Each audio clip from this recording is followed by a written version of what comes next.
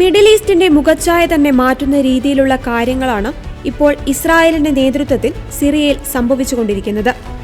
President Bashar അൽ അസദിന്റെ പതനത്തിന് ശേഷം സിറിയയിൽ Israel കാര്യമായ സൈനിക നടപടികളാണ് സ്വീകരിച്ചിട്ടുള്ളത്. ഇസ്രായേൽ പ്രതിരോധ സേന തന്ത്രപ്രധാനമായ സിറിയൻ സൈനിക ലക്ഷ്യങ്ങളിൽ ആക്രമണം നടത്തുകയും ഗോലാൻ കുന്നുകളിലെ ഇസ്രായേലിനും സിറിയയ്ക്കും ഇടയിലുള്ള സൈനികരഹിത മേഖലകളിലേക്ക് നീങ്ങുകയും ചെയ്തു. അസദ് സർക്കാരിന്റെ തകർച്ചയെ തുടർന്ന് ഗോലാൻ കുന്നുകളിലെ കുടിയേറ്റം ഇരട്ടിയാക്കുവാനുള്ള തീരുമാനത്തിനും ഇസ്രായേൽ സർക്കാർ അംഗീകാരം നൽകിയിട്ടുണ്ട്. ഗോലാൻ കുന്നിൽ നിലവിലുള്ള ഇസ്രായേൽ ജനതയുടെ എണ്ണം ഇരട്ടിയാക്കുവാനാണ് ഇസ്രായേലിന്റെ നീക്കം.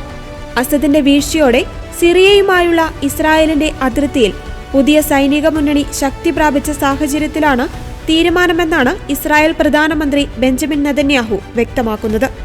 നിലവിൽ 30ഓളം ഇസ്രായേൽ സെറ്റിൽമെന്റുകളാണ് ഗോലാൻ കുന്നുകളിലുള്ളത്. ഇതിൽ 20,000-ഓളം പേർ താമസിക്കുന്നു.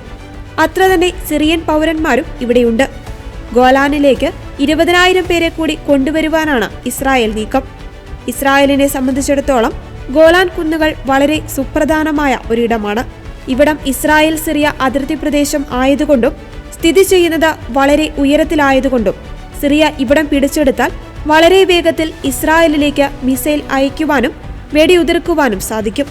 ഇത് മുന്നിൽ കണ്ടാണ് 1967 6-ദിന യുദ്ധത്തിൽ ഗോലാൻ കുന്നുകളുടെ ഭൂരിഭാഗവും ഇസ്രായേൽ സിറിയയിൽ നിന്ന് പിടിച്ചെടുത്തത്.